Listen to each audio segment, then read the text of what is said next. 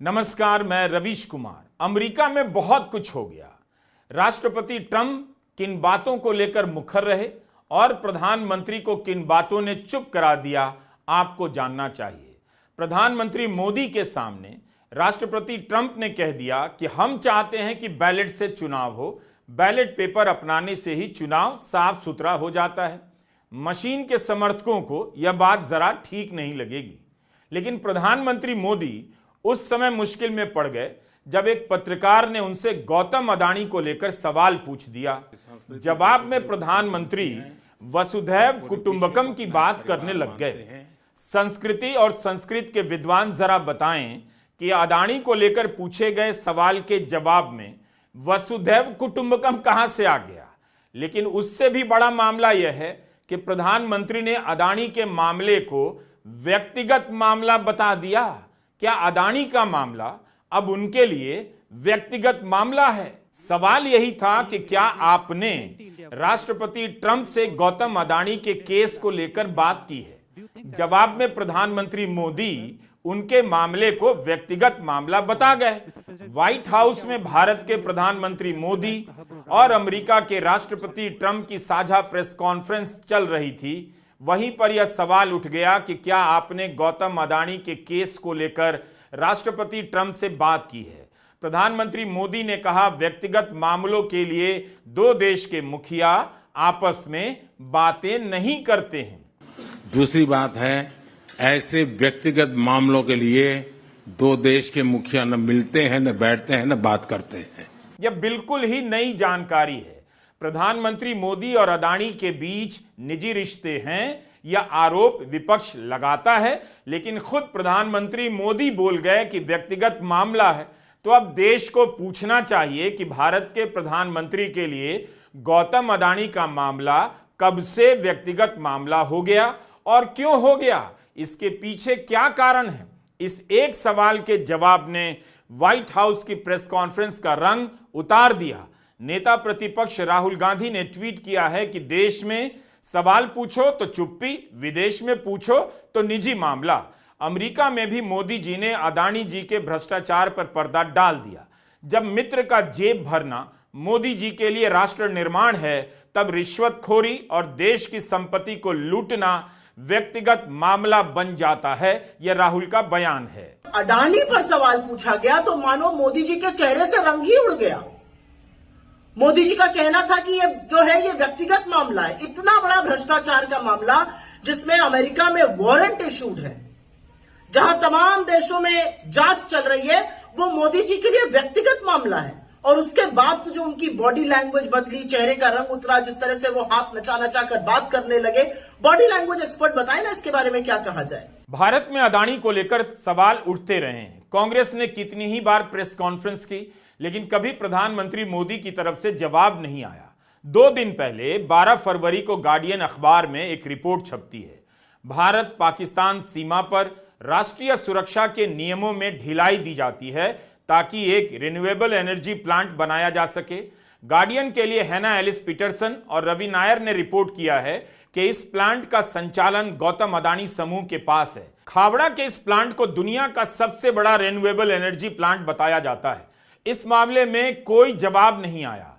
लोकसभा चुनाव और उसके बाद प्रधानमंत्री मोदी ने दर्जनों इंटरव्यू दिए, लेकिन किसी ने उनसे अडानी को लेकर साफ साफ सवाल नहीं पूछा। भारत में अडानी को लेकर उठे तमाम सवालों पर पर्दा डाल दिया जाता है, मगर उसका कोई फायदा नहीं हुआ। अमेरिका में एक पत्रकार ने पूछ दिया, और वह भी मेजबान राष्ट्रपति के सामने। हमारा सवाल है कि क्या इस सवाल का जवाब देते हुए प्रधानमंत्री मोदी गुस्से में आ गए थे? उनके तेवर में खिन्नता आ गई थी? आप पूरा सुनिए, यहां सवाल जवाब दोनों हम लगा रहे हैं। Can I ask whether you discussed at all today the case of Gautam Adani, who's one of the wealthiest men in Asia and perceived as an ally of Prime Minister Modi? Prime Minister Modi, have you asked the president to take action on that case? Thank you. पहली बात है, भारत एक लोकतांत्रिक देश है और हमारे संस्कार, हमारी संस्कृति वसुधैव कुटुंबकम की है। हम पूरे विश्व को अपना एक परिवार मानते हैं। हर भारतीय को मैं अपना मानता हूं। दूसरी बात है, ऐसे व्यक्तिगत मामलों के लिए दो देश के मुखिया न मिलते हैं, न बैठते हैं, न बात करते हैं। क्या आपने नोट किया कि जवाब के दूसरे हिस्से में प्रधानमंत्री मोदी कितने तल्ख हो गए? एक सवाल ने उनकी विनम्रता को पीछे धकेल दिया और आक्रामक नजर आने लगे। कह गए कि व्यक्तिगत मामलों में दो देश के मुखिया बात नहीं करते, उनका टोन बदल जाता है। दूसरी बात है, ऐसे व्यक्तिगत मामलों के लिए दो देश के मुखिया न मिलते हैं, न बैठते हैं, न बात करते हैं। अब सोचिए कि ऐसी प्रेस कॉन्फ्रेंस अगर भारत में होती तो क्या होता? प्रधानमंत्री मोदी किस सवाल पर आक्रामक हो जाते? अव्वल तो अब भी नकली प्रेस कॉन्फ्रेंस बुलाई जा सकती है, उन पत्रकारों को बुलाया जा सकता है जो इंटरव्यू में भी सवाल नहीं पूछते, वे पूछेंगे नहीं और खबर छप जाएगी कि 10 साल में प्रधानमंत्री मोदी की प्रेस कॉन्फ्रेंस हो गई। लेकिन आप सोचिए, अगर पत्रकार प्रधानमंत्री मोदी से खुलकर पूछने लग जाते तो कितनी बार उनका गुस्सा आपको देखने को मिलता। आज इस सवाल का भी जवाब मिल गया, क्यों प्रधानमंत्री नरेंद्र मोदी प्रेस कॉन्फ्रेंस नहीं करते हैं? क्योंकि उनके पास कई सवालों के सीधे जवाब नहीं है। कभी कलाकार इंटरव्यू करने आ जाता है, कभी पॉडकास्ट करने वाले बिजनेसमैन को बुला लिया जाता है। शेयर बाजार में निवेश के ऐप चलाने वाले बिजनेसमैन निखिल कामत गौतम अडानी को लेकर सवाल पूछने की हिम्मत नहीं कर पाते, बल्कि इन लोगों को इसलिए भी बुलाया जाता है ताकि इनके सवाल इधर उधर के हों, जरूरी सवाल पूछ ना सकें। लेकिन व्हाइट हाउस में अक्षय कुमार और निखिल कामत तो पत्रकार बनकर नहीं जा सकते थे। प्रधानमंत्री मोदी को अंदाजा तो होगा कि गौतम अडानी को लेकर अमेरिका में केस चल रहा है, उनसे संबंधित सवाल आ सकता है। तो क्या इस जवाब की बेहतर तैयारी नहीं की जा सकती थी? इस सवाल के जवाब में वसुधैव कुटुंबकम कहां से आ गया? आप ही बताइए कि केमिस्ट्री का सवाल था कि गौतम अडानी को लेकर क्या आपने ट्रंप से बात की है, तो क्या इस सवाल के जवाब में आप लोकतंत्र और वसुधैव कुटुंबकम लिखकर आ जाएंगे परीक्षा में? तो मास्टर कितना नंबर देगा? मतलब वसुधैव कुटुंबकम का क्या लेना देना है अडानी के केस से? प्रधानमंत्री मोदी को इस सवाल पर परीक्षा पर चर्चा में बात करनी चाहिए कि जब भी अडानी का सवाल आए, होमवर्क करने की कोई जरूरत नहीं, वसुधैव कुटुंबकम लिखकर आ जाना। भारत एक लोकतांत्रिक देश है और हमारे संस्कार, हमारी संस्कृति वसुधैव कुटुंबकम की है। हम पूरे विश्व को अपना एक परिवार मानते हैं। हर भारतीय को मैं अपना मानता हूं। सवाल के जवाब की कोई तैयारी नहीं थी। विदेश मंत्रालय ने उनकी तैयारी अगर कराई होती तो बेहतर जवाब आ सकता था। लेकिन क्या प्रधानमंत्री मोदी वसुधैव कुटुंबकम की जगह कुछ और भी बोल सकते थे? जरा सोचिए, क्या वे कह सकते थे कि कानूनी प्रक्रियाएं अपना समय लेती हैं, अमेरिका में भी और भारत में भी, चूंकि मामला अदालत में है तो हमारा बोलना उचित नहीं था? शायद इतना कह सकते थे। लेकिन तब सवाल पूछा जाता कि भारत में उन पर क्यों नहीं एक्शन लिया जा रहा है जिन मामलों में अमेरिका में जांच हो रही है। और इस तरह का जवाब अगर देते कानूनी प्रक्रिया को लेकर तो भी बहुत बड़ी हेडलाइन बन जाती। अमेरिकी दौरे से पहले खबर आई थी कि राष्ट्रपति ट्रंप ने फॉरेन करप्ट प्रैक्टिसेस एक्ट 1977 के तहत आने वाले सभी अभियोजनों पर कुछ समय के लिए रोक लगा दी है। मीडिया में छपने लगा भारत में कि इससे अडानी समूह के खिलाफ चल रहे मुकदमे पर कुछ असर पड़ेगा, उन्हें राहत मिल सकती है। ट्रंप ने प्रेस कॉन्फ्रेंस में इसे लेकर कुछ भी नहीं कहा, बल्कि उन्होंने प्रधानमंत्री से पूछे गए कुछ सवालों के जवाब भी दिए, लेकिन अडानी के सवाल को उन पर ही छोड़ दिया। ट्रंप ने आगे आकर नहीं कहा कि मैंने आदेश पारित कर दिया है, इससे अडानी समूह को राहत मिलेगी। लेकिन कई लोग यह भी कह रहे हैं कि अभी ऐसा कहना जल्दबाजी होगी। भारत में उनके नए आदेश का यही विश्लेषण छप रहा है कि एफसीपीए पर जो रोक लगाई गई है उससे अडानी मामले को फायदा होगा, क्योंकि इस पर 180 दिनों के लिए रोक है। लेकिन अडानी का मामला तो कोर्ट में है, कोर्ट एक्शन ले चुका है। न्यूयॉर्क की अदालत में अडानी के खिलाफ मामला चल रहा है। आरोप लगा है कि समूह और अन्य लोगों ने भारतीय अधिकारियों को कथित रूप से $250 मिलियन से ज्यादा यानी करीब 2100 करोड़ की रिश्वत देकर सोलर पावर के कॉन्ट्रैक्ट हासिल किए हैं। कहा गया कि इससे अमेरिकी निवेशकों के हितों को नुकसान पहुंचा है।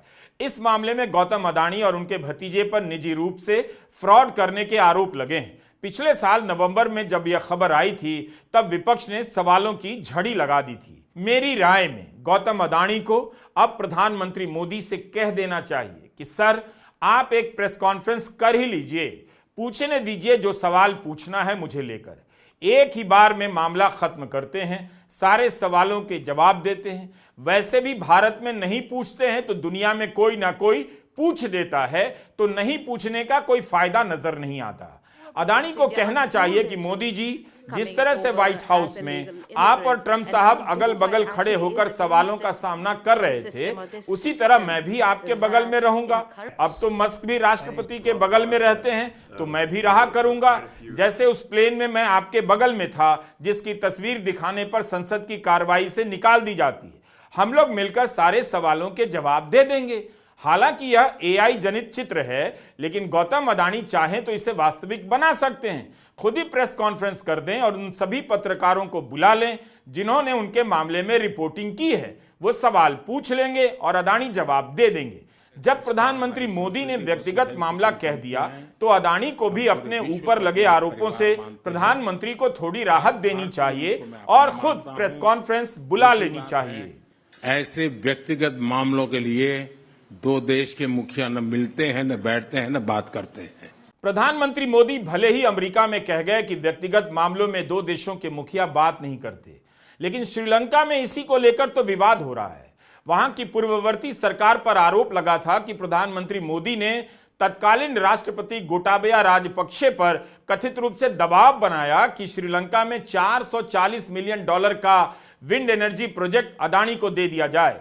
आरोप लगाने वाले श्रीलंकन विद्युत बोर्ड के अध्यक्ष थे और उन्होंने यह बात संसदीय पैनल के सामने कही थी।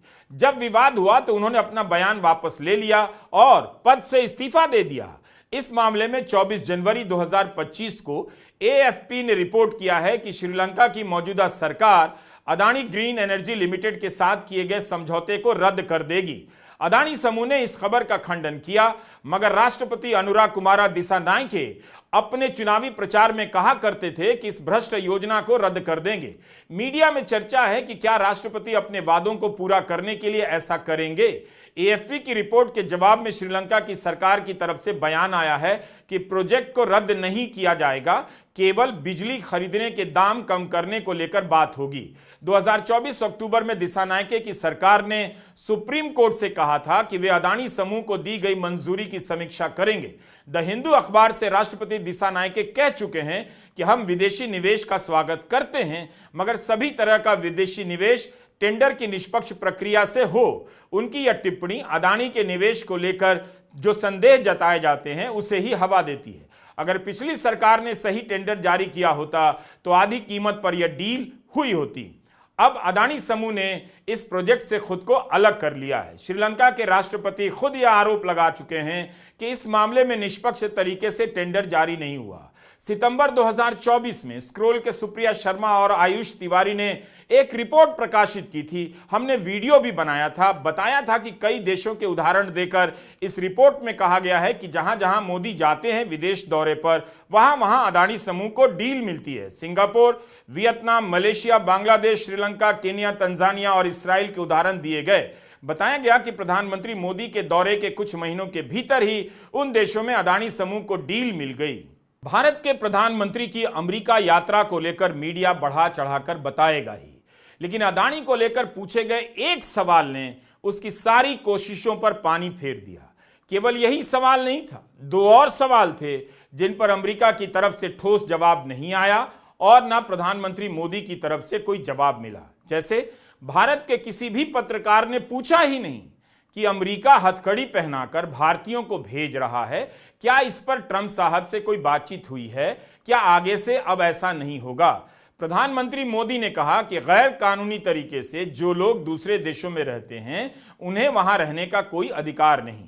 लेकिन सवाल इसका तो था नहीं, सवाल है कि जिस तरह से हथकड़ियां और बेड़ियां डाल के भेजा जा रहा है, क्या वह सही है। कोलंबिया और मेक्सिको के राष्ट्रपति ने तो हथकड़ी पहनाकर भेजने का विरोध किया।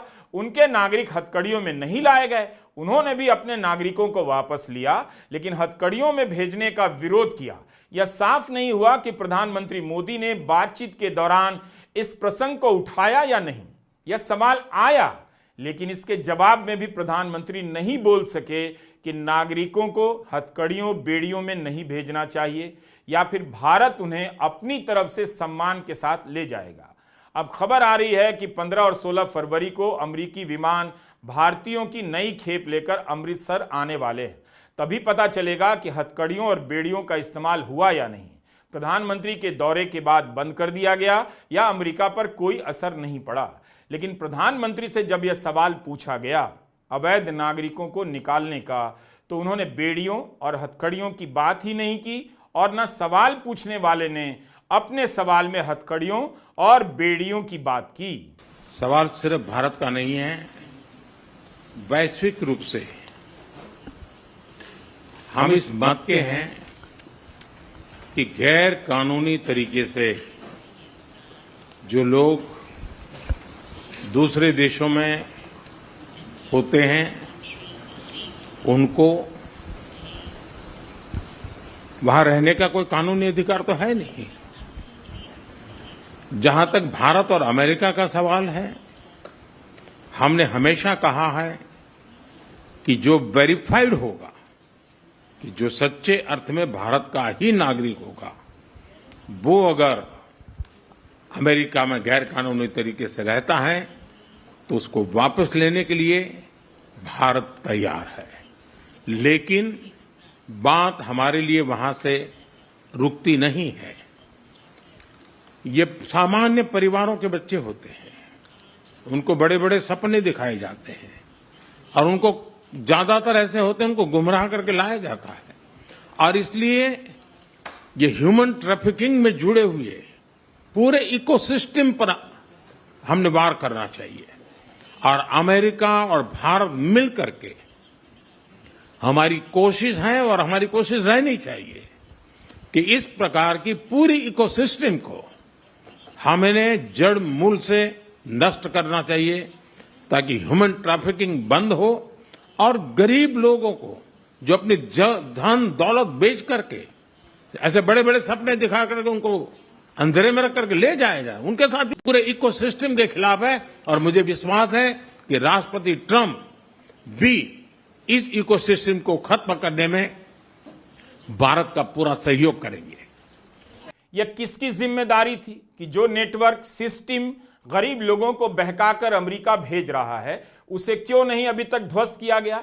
गुजरात से इतनी बड़ी संख्या में लोग अमेरिका जा रहे हैं, वहां पर बीजेपी की 26 साल से सरकार है। गुजरात में यह सिस्टम कैसे बन गया?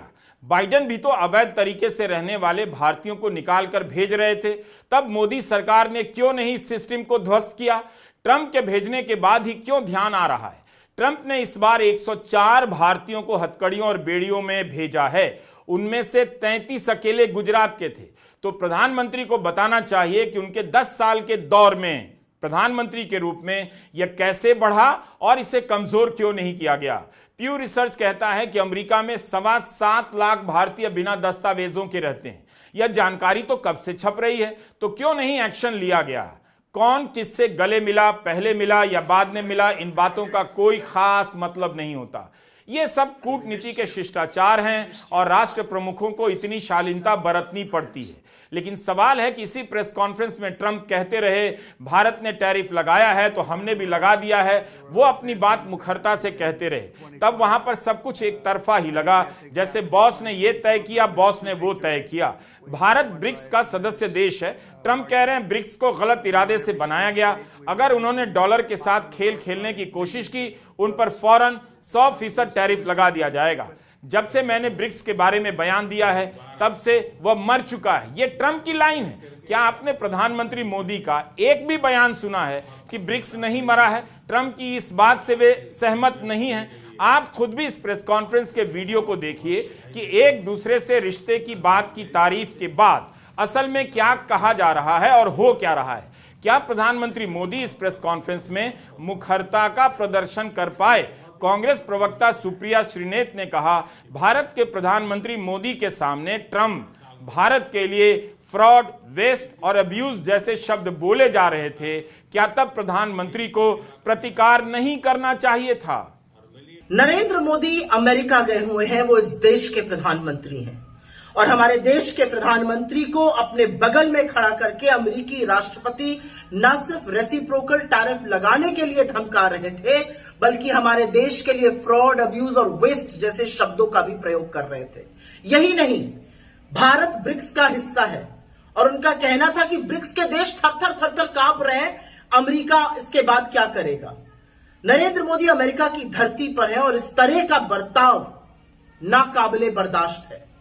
जब 143 करोड़ के देश के प्रधानमंत्री से पूछा गया अवैध घुसपैठ पर, तो उन्होंने एक बार भी अमेरिकी राष्ट्रपति के सामने हाथों में हथकड़ियां, पैरों में बेड़ियां, महिलाओं तक को नहीं बख्शा गया, जो हमारे लोगों के साथ प्रताड़ना की गई, जो उनको यातनाएं दी गई, जो इस देश का अपमान हुआ, उसके बारे में एक शब्द नहीं बोला। यही नहीं, पत्रकारों ने जब राष्ट्रपति ट्रंप से पूछा कि क्या अमेरिका अपनी जमीन से चल रही भारत विरोधी गतिविधियों को काबू करेगा, खालिस्तान समर्थकों पर लगाम लगाएगा, ट्रंप ने अनसुना कर दिया, कह दिया आपकी बात समझ नहीं आ रही। हमारा सवाल है कि क्या प्रधानमंत्री मोदी ने इस बारे में अमेरिका से कोई बात की है, कोई चर्चा की है? Thank you, Mr. President. People in India will naturally welcome your decision to extradite Thabur Rana to India back home. In that context, I would like to ask you a question about, in last few years, we have seen several groups in the US raising anti-India voice, calling about separation, terrorism activities in India. Do you think that should continue here in the US as well? You're going to have to go louder. Mr. President, people in India would be welcoming your decision to extradite Thabur Rana to... I can't understand a word he's saying. It's not it's the accent. It's a little bit tough for me to hear that. Can I try again? How about you, please? Go ahead back there. Khalistan के मसले में 2 बार सवाल पूछने पर भी Trump ने जवाब नहीं दिया, और तीसरी बार जब इंडिया टुडे की पत्रकार गीता मोहन ने यही सवाल पूछा तो ट्रंप भारत और अमेरिका के रिश्तों की बात करने लग गए, ठीक उसी तरह जैसे अदानी के सवाल पर प्रधानमंत्री मोदी वसुधैव कुटुंबकम की बात करने लग गए। साझा बयान में जरूर इसके बारे में लिखा है कि ट्रंप प्रशासन भारत की अखंडता को खतरा पहुंचाने वाले समूहों के खिलाफ निर्णायक कदम उठाएगा। भारत की पत्रकार आरती टिक्कू ने ट्रंप से पूछा कि सहायता राशि बांटने वाली एजेंसी यूएसएआईडी का क्या अमेरिका के 2020 के चुनाव और भारत के 2024 के चुनाव में कोई रोल था? ट्रंप ने इसके जवाब में भारत पर कोई टिप्पणी नहीं की, भारत के चुनाव पर कुछ भी नहीं कहा, लेकिन अमेरिका के संदर्भ में कहा कि हो सकता है उसका हाथ रहा हो। 2020 में बहुत सी गलत चीजें हुई हैं, 2024 में भी कोशिशें हुई, लेकिन यह बहुत बड़ा चुनाव था, रिपब्लिकन पार्टी बहुत बड़े मार्जिन से जीती है। यह सवाल क्यों पूछा गया? भारत के 2024 के चुनाव में अमेरिका के इशारे पर हस्तक्षेप की कहानी अब क्यों बनाई जा रही है? क्या इसलिए कि ट्रंप ने यूएसएआईडी को बंद कर दिया है? इसके बहाने माहौल बनाया जा रहा है कि इस एजेंसी से पैसे लेकर कुछ लोग भारत विरोधी गतिविधियों में शामिल थे। जब ये गतिविधियां हो रही थी तब भारत को तो पता चला होगा। क्या भारत ने यूएसएआईडी के खिलाफ कभी कोई शिकायत की थी? ट्रंप ने भारत में यूएसएआईडी के हस्तक्षेप को लेकर कुछ भी नहीं कहा, ना वहां पर मौजूद प्रधानमंत्री मोदी ने। एक सवाल और आया कि बांग्लादेश में जो हुआ उसमें अमेरिका के डीप स्टेट की भूमिका थी, तो ट्रंप ने उससे इनकार कर दिया। फिर यह कहते हुए सवाल को प्रधानमंत्री मोदी की तरफ मोड़ दिया कि इस मामले पर वे कई सालों से नजर रखे हुए हैं। मोदी ने भी कोई जवाब नहीं दिया। So it could have had a role. There were a lot of bad things that happened in 2020. I think bad things happened in 2024, but it was too big to rig. We won by a tremendous margin. We won every swing state. We won the popular vote by millions of votes. So it was too big to rig. But yeah, I think they probably tried. We're looking to go to a system now much different, where one-day voting, voter ID, and we have to do that. And paper ballots. We want paper ballots. And when they do that, we're going to clean it up very, very well. But we had a great 2016. We had a much better 2020 election. But bad things happened. भारतीयों को America से हथकड़ी पहनाकर भेजा गया। क्या press conference में किसी भारतीय पत्रकार ने सवाल पूछा? नहीं पूछा। ट्रंप ने जो टैरिफ लगाया उससे भारत पर क्या असर पड़ेगा? क्या किसी पत्रकार ने यह सवाल पूछा? आप चेक कीजिए। लेकिन भारत के पत्रकारों की दिलचस्पी यूएसएआईडी को लेकर बनी रही। क्यों बनी रही यह भी पता कीजिए। गोदी मीडिया इतने महत्वपूर्ण दौरे पर भी अपने प्रोपेगेंडा की तलाश में लगा रहा। अदानी को लेकर सवाल भारतीय पत्रकार ने नहीं पूछा, अमेरिकी पत्रकार ने पूछा, मगर इस एक सवाल ने प्रोपेगेंडा की खोज में लगे भारतीय पत्रकारों को आईना दिखा दिया। तुकबंदी से कूटनीति नहीं होती। मेक अमेरिका ग्रेट अगेन की तुकबंदी में आप मेक इंडिया अगेन कह दीजिए, मागा मीगा करते रहिए, लेकिन इसमें हेडलाइन क्या है? हेडलाइन तो अदानी को लेकर पूछे गए सवालों में है, जवाब में है, खालिस्तान को लेकर पूछे गए सवाल में है और ट्रंप के न दिए जाने वाले जवाब में है। ट्रेड टैरिफ को लेकर पूछे गए सवाल में हेडलाइन है और उन सवालों में है कि इस दौरे से फायदा किसे हुआ, किसका बिजनेस बढ़ा, भारत का या अमेरिका का। इन सब बातों की जगह अब बात क्या होगी? तहव्वुर राणा की। 2008 के मुंबई हमले के मास्टरमाइंड तहव्वुर राणा को भारत लाया जाएगा। राणा अमेरिका की जेलों में बंद था। इसी साल उसने अमेरिका के सुप्रीम कोर्ट में याचिका दायर की और मांग की थी कि भारत ना भेजा जाए, लेकिन कोर्ट में उसकी याचिका खारिज हो गई। व्यापारिक समझौतों और टैरिफ को लेकर भी जानकारियां धीरे धीरे आती रहेंगी, तब हम उस पर जरूर बात करेंगे कि बाजार जो गिरता जा रहा है कहीं इसी के कारण तो नहीं। लेकिन अदानी को लेकर जो सवाल पूछा गया उसके जवाब में वसुधैव कुटुंबकम कहां से आ गया, इसे लेकर थोड़ा आप भी अपने ड्राइंग रूम में बात कीजिए ना। नमस्कार, मैं रवीश कुमार।